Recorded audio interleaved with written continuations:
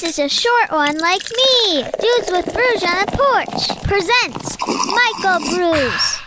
Dude. How'd the show go yesterday? It was amazing. It was really, really good. It was pretty nutty event. Have you played with Flogging Molly before? Oh yeah. Yes, we've done about we've done 4 tours together, including then also we did like 2 Warped tours as well together. So we probably spent like at least 9 to 12 months together on the road all together. Nice. So yeah, no, I know those guys really well. We've done a lot of touring together. However, it's been many years. Last tour we did together was in like 2006. So it's been a good while. Oh wow, yeah. I just saw Flogging Molly for the first time at a Riot Fest this last September, and I loved them. I thought they were amazing live, and yeah. No, they are a fantastic live band. Yeah, definitely, man. Well, thanks for doing this. I really appreciate it, and I'm pretty excited about it. And I was able to find the Red Stripe for some reason. Like only one store in town had it, which I thought was weird. I wasn't trying to find something super rare or anything. I was like thinking of just beers that I liked, but yeah, it's funny that it ended up being kind of more of a hunt. Yeah, that's all right. I kind of enjoy the hunt sometimes, but I really looked for that the Golden Road one.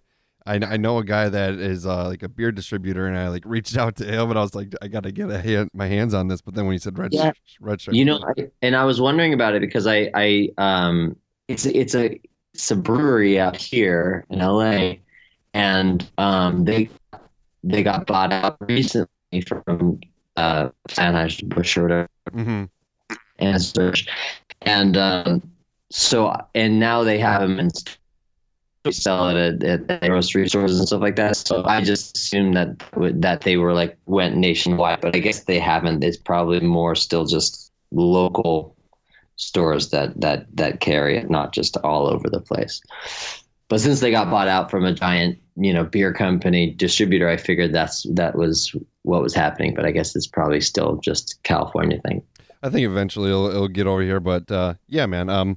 This is the first time that I've had Red Stripe since the first time I've had Red Stripe. So it's probably been about like 7 or 8 years since I've had it, and I just took a swig of it, and it's really good. I remember it being well. Yeah. So, are you kind of a craft beer guy, or do you kind of just go with what's around? Well, if I do drink beer, yes. I don't drink a lot of beer because I'm more of a liquor guy. Okay. So, I'm big into vodka and whiskey. So but if I do enjoy craft beers, so that is definitely something. But I just try and hold off on it as much as possible, just because, you just start to get up there, and in the years they're not as forgiving. No, right. I'm a huge baby when it comes to like vodka and whiskey. I don't know what it is. I can barely handle it. So I tend to stick to the beers. But I always, being a part of the punk scene and stuff like that, going to all these shows, I always get shamed because I think PBR is disgusting, and people are always like, how dare you? No, it's garbage. I can't stand it. Awesome, man. But so Joey Briggs, you have a lot going on lately. You guys have you re-released Numbers, and then you just released a cover, right? Yeah. So we re-released Numbers. So it's been gone for a long time. Basically the label, which was Dwayne Peters' label, it's called Disaster Records. And that's who released it originally, and he's since way fallen off the map. That label hasn't been a label for a long time. But the owner of that owned the record and owns several other labels doesn't want anything to do with any of that stuff. So he just basically he offered to sell it to me, and so I took him up on the offer because I was like, well, I don't want it to just disappear into oblivion and never, be heard again. It's part of my it's something I created, and it's very dear to me. So like I had to get my hands on it. So we put it out, and it's still coming out on vinyl. We haven't those haven't shown up yet, but that's to be expected. Vinyl takes a really long time. Yeah, definitely. This has actually been a shorter turnaround than I've ever had. We're going through Pirates Press, and the last couple times we've done vinyl, it took a few months. But this time they got the test presses back to me really quick. So that was a good sign. I felt really positive about that, because that probably means that they should be coming in pretty soon.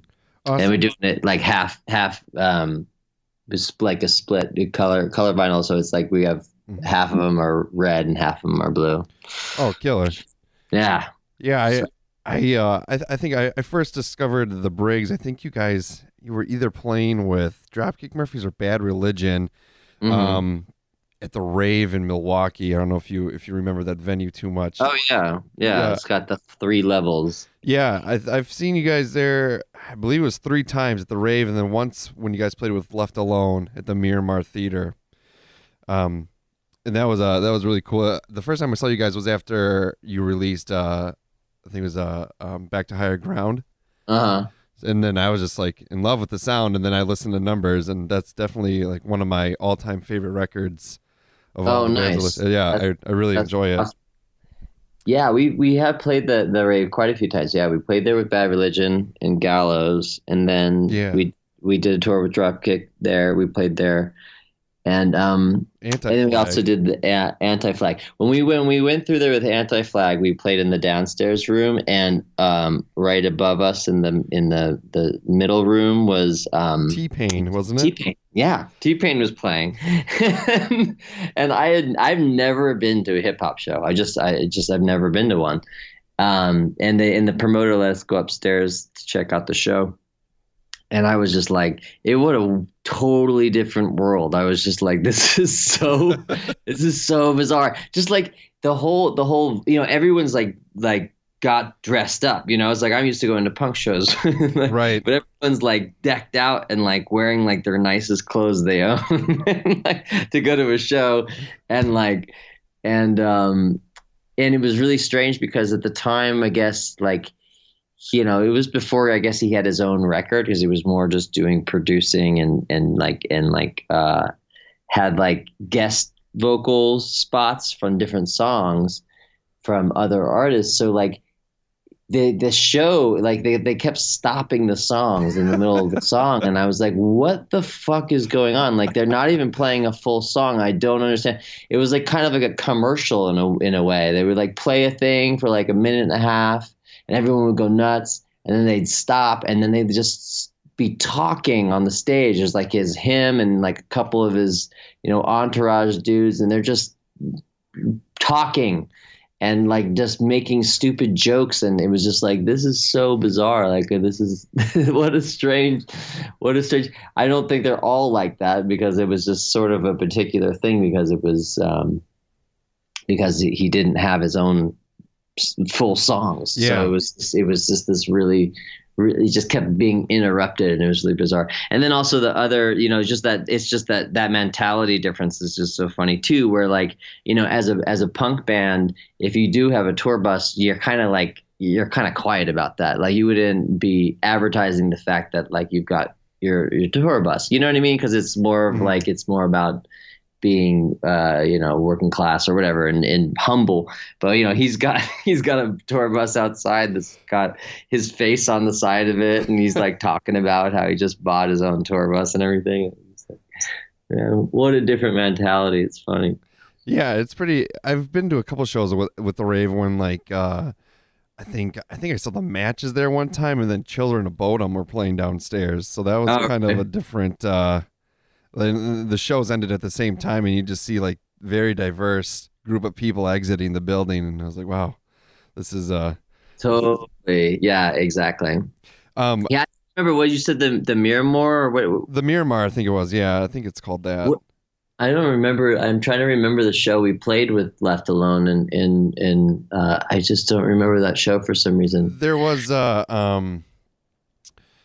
two local bands that played before you guys, Uh and it was pretty rough. And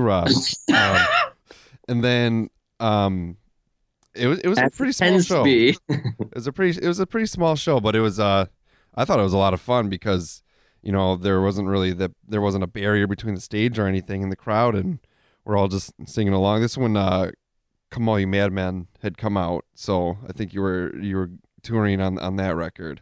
Yeah, yeah. So That was I think that was the tour to where we had where the van got stolen. oh really? I think that was the tour. If it was with Left Alone, it was. That was the tour we were doing. We got it back, but our van did get stolen on that tour. That seems to be like a common trend with a lot of bands that I've heard of. Like I don't know if you ever heard of Direct Hit. Yeah. They're from Yeah, I heard they're about from that. yeah they're from Milwaukee. They got their van stolen one time.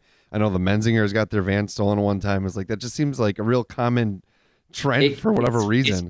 It's become much more frequent for sure. And in our case, it was like it was in Montreal, which Montreal's notorious for it. Okay.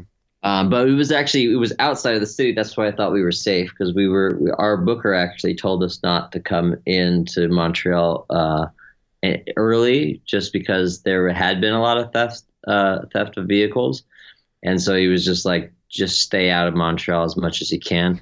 So I figured, oh, it's cool. We're just gonna go to like a suburb, at least get across the border. That way, we don't have to mess with the border, like because you never know how long that could take. You could be there half an hour, you could be there 7 hours. So Yeah, so man. we get across the border and then like find a small little town like with a mall and just hung out eating food, and van was gone for the parking lot. That's got to Like, be holy such a shit. shitty feeling. Like you just look outside, like, oh Worst no. feeling. I like cried. I was like, dude, everything I own is in that thing. It was it was horrible. It was a really freaky feeling. But but the police actually ended up chasing them, and it got beat up pretty good. But we did end up getting it back, and we didn't miss a single show. That's awesome. It was crazy. I mean, so we still managed to finish out the tour, even though all that bullshit went down. Well, that's always good to hear a positive spin on a story like that. So, you're a dad too, right? I am. What's that like with that's kind of something that you don't really hear about too much with artists and musicians that are touring and everything like that. You do have to miss out on some family time sometimes. So what's the give that perspective a little bit. Yeah, I mean I mean I've slowed down a lot as far as my touring goes over the years, but and honestly, I actually thought it would get easier as the kids get older. But like my daughter, she's now 9, and like when I go away now, it's like really bums her out. Mm-hmm. Like when she was a kid, it was more like when she was littler, it was more, it made me sad that I was like missing shit, and like, Right. and 'cause everything changes so quickly. And, but now, like if I can go away for a couple of days and she's like, come home. Like, I want you to come home now. Like, I can't come home right now. She's like, no, I want you to come home like right now. Right. But no, it is a little bit challenging, but to be honest, like I also feel like the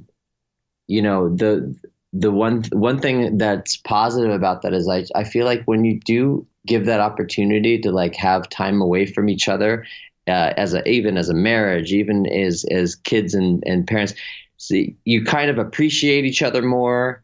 You have more, it's like you kind of I feel like it kind of strengthens the relationship a little bit too.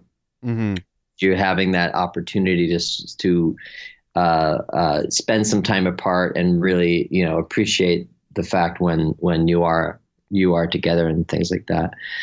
And so, yeah, it is it is difficult in that way, but also like I try as much as I can to incorporate my family in what I do, and my daughter is also she's super into music and she loves bands and stuff like that. So Awesome. that kind of really works out because she likes to be involved in all that stuff. So like she and like she sees a band and then she like falls in love with him and listens to their records nonstop. So like she's like super big Anti-Flag fan. She's Awesome. like really into Red City Radio and Rise Against, and so like it's cool. Like it's definitely I've taken her on a few different trips. Like when we were doing a show in Vegas, and her and I took the gear out and drove there, so she can kind of get the idea of like what it's like, being on the road and sitting in a van for Yeah. hours with nothing to do.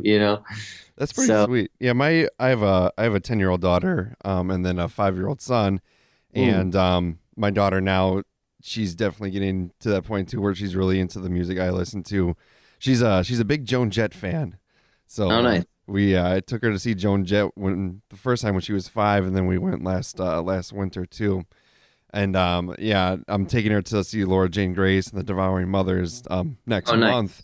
So that's gonna be a little different, a little more rowdy of a crowd, I think. But I think she's ready to handle it. So yeah, it's always cool when your kids kind of pick up and enjoy the things that you enjoy, because it definitely brings you closer together, and it's things that you can connect on more. I always think it's crazy when you mentioned Red City Radio. I listen to them quite a bit, and my son will always sing Rebels every time it comes out, and so I think that's pretty sweet.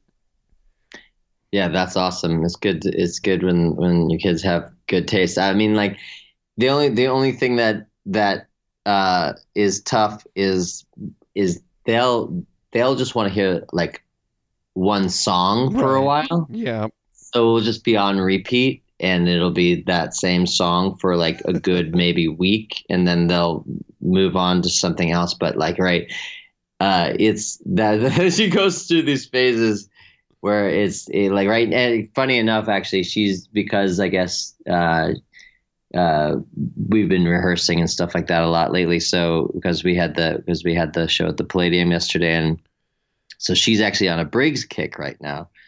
It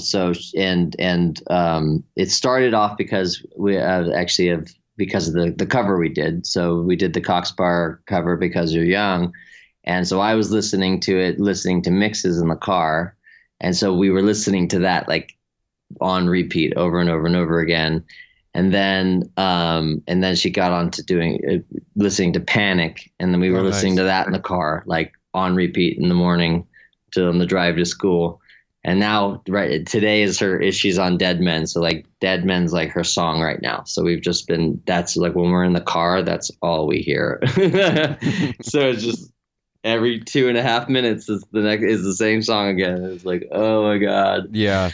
My son, I'll throw on Alkaline Trio every once in a while, but then I gotta squeeze in at least 4 or 5 SpongeBob songs in there too to make him happy. So it's it's a diverse mix in my Ford Explorer sometimes. And it's yeah, exactly.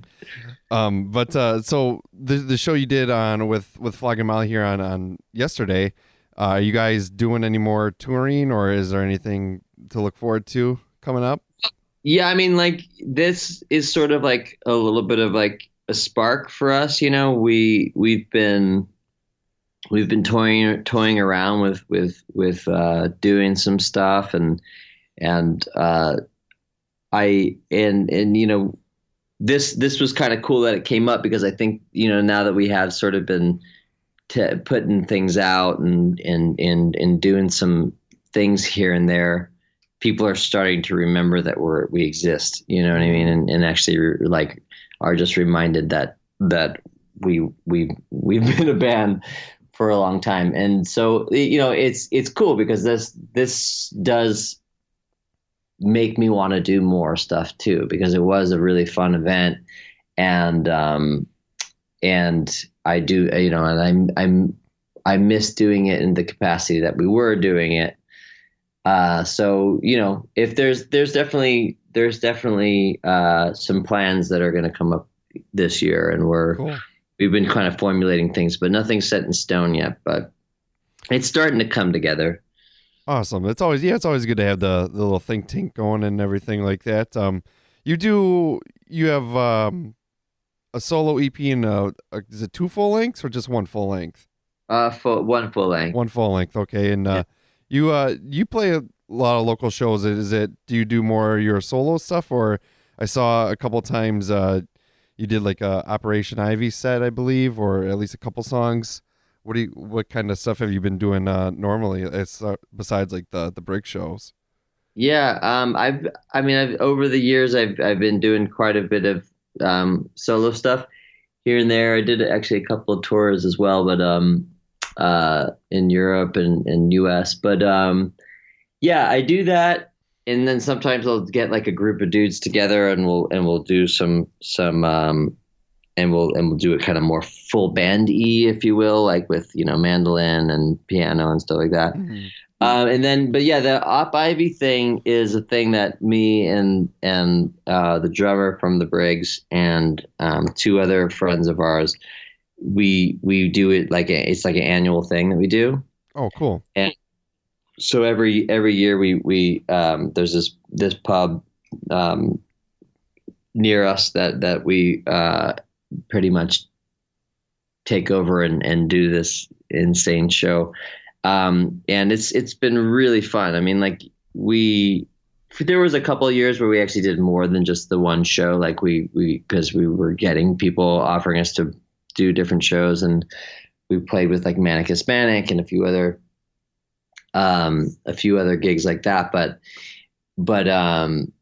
But yeah, that's sort of our staple. It's like we usually do it in December or January, and it just goes off, and it's ridiculous. Like it's just absolute insanity. I mean, because it's one of the greatest records ever, and and everyone appreciates that record. So, and it was one of my first punk rock records I owned, and was one of the first records I sat and like analyzed all the lyrics and Mm-hmm. And learned everything and stuff like that. So then when we started doing it, I was like, it came so naturally. I was like, oh, that's I know all these lyrics, even though when we first started doing it, I hadn't listened to the record in probably like 10 years. But it was like nothing, no time had went by. Like it just, that muscle memory of those words were all there. I was like, oh, dude, so good, such a good record. It's crazy how that can impact you when you pop in a record that you haven't listened to in so long, and all of a sudden you just you're back where you were when you first listened to it. Every single word, and even though you haven't spoken them in 10 years, that's I think the band that really got me into punk, I think it really was Alkaline Trio and Anti-Flag. I kind of got into it, I was a big, like in 8th grade, I was a huge Blink-182 fan. I grew up in the 90s. So, and my friend eventually, picked me up one time, and he was listening to For Blood and Empire. And I was like, what is this? And he's like, oh, this is punk rock, man, or something like that. And it really just took off from there. So it's always really special to kind of be able to do that. And being in LA, you definitely have a lot of cool people that are into that, and are really cool avenues to go back to those roots, and it's I think that's really important. Indeed. Yeah, man. Like I said, I really appreciate you doing this, and it was really good talking to you. I don't know if you've listened to the program a little bit at all, but we usually give a little bit of the background of the beer. So Red Stripe, as I'm sure you know, is from Kingston, Jamaica. Yeah. Have you ever been there to Jamaica? I've never been to Jamaica. No. I haven't either. I hear it's a cool place to go as a tourist, not to live, but as a tourist. If it's 4% ABV, so not very alcoholic, but definitely tasty. 23 on the IBU, so that's the International Bitterness Units. I don't know how that's measured. I've been doing this podcast for almost 2 years now, and I still don't really understand the bitterness because, IPAs and everything are usually really bitter, but I've had ones that are. Would that be a high number or a low number? 23 is low. Okay. I've had an IPA, but like a triple IPA that was 101. Oh, wow. But it didn't, honestly, like it didn't taste any better than a standard IPA that I had. So I'm not really sure. The beer part's kind of just a reason for me to drink every week, I guess, and try different things out. But yeah, I need to up my knowledge a little bit. And I usually have my co-host Rob with me, but unfortunately he wasn't able to stop out tonight. So which is all good. But yeah, they don't really give too much backgrounds on this beer. It's just, I think it's kind of your classic lager. Are you a sports guy? I'm not. You're not. Okay. So I always go to this is a a sports beer, like when you can just go and watch like a football game or a hockey game or something. That's kind of what I compare these to. Yeah, it's super light. I mean, like I like. It's funny because when I got super into really powerful beers, just like IPAs and stuff. Mm-hmm. And then I actually recently realized that like having something like a Pilsner, you can have a lot more without it just being like, whoa, you know what I mean? Like, so like, even though, so it just depends like what kind of mood I'm in. If I'm thinking like, if I want something to be super skunky and heavy, or just something that kind of just like glides real easy and that you can just kind of, keep going. Right. Yeah, definitely with like, I've hit, there's been times where I've gone to a brewery and you'll have like one or two of the IPAs and I'm already like feeling it because they tend to be higher on the alcohol content. Yeah, exactly. So if I'm like got like a 5-hour block where I'm going to be at a venue, it's like probably not a good idea to start off with IPAs. But yeah, Red Stripe seems to be your, just kind of your classic lager, and like I said, it's been a while since I've had one, and I definitely enjoy it. They used to have such cool commercials. I miss them. I don't remember any Red Stripe commercials, to be honest. The one that sticks out to me the most is like a dude's at a laundromat. He finds $5 on the floor, and then like a reggae band just starts singing to him and gives him a Red Stripe. And I was like, I don't think I've ever seen that. That's funny. Oh, it's pretty good. I was like, I hope the next time I find $5, a reggae band just happens to be around and gives me a Red Stripe. I think that would be, I would thoroughly enjoy that. But yeah. Thanks again for doing this, man. Where can people find out about your stuff? Like, where can they, see what's going on with you? Well, I'm pretty active on Instagram. That's my main thing that I usually am doing. So like I have one specifically for the music, which is Joey Briggs music, yeah. So I mean that's probably where I'm at the most, and then it's Facebook, the same kind of thing. But pictures just seems to be the best way to do things. I don't know. Like I'm not very wordy all the time. So like I don't do a lot of just like word posts. I do a lot of visual posts. So definitely Instagram's my thing, as far as social media goes. But then, and then for like a year or so ago, I was just recording. I would release a song like every month. So I have like on my Bandcamp, I have like an album's worth of songs that I basically throughout the year was just write, record, release, write, record, release, and I just did a bunch of that. So so there's cool stuff to check out there on Joey Briggs Bandcamp, and Killer. It's all free downloads and stuff like that. It's just a fun outlet to create new stuff. Yeah, and then the Briggs, same kind of thing, just on Instagram and whatnot, and we keep everyone abreast of all the shit we're doing.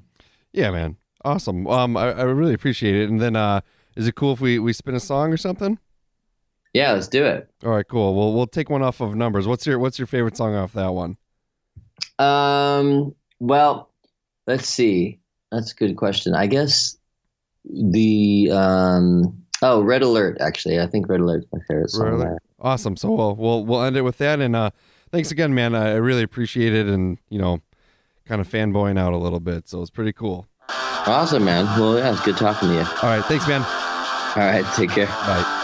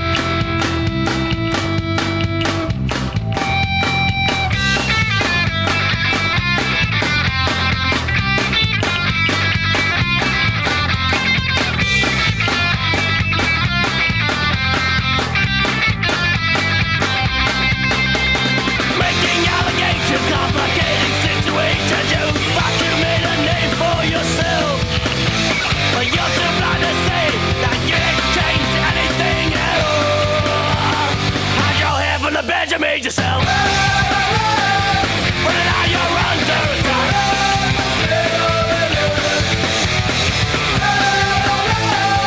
Make your bed, now there's a turning back. Living a lie, prepare to die. But now you're under attack.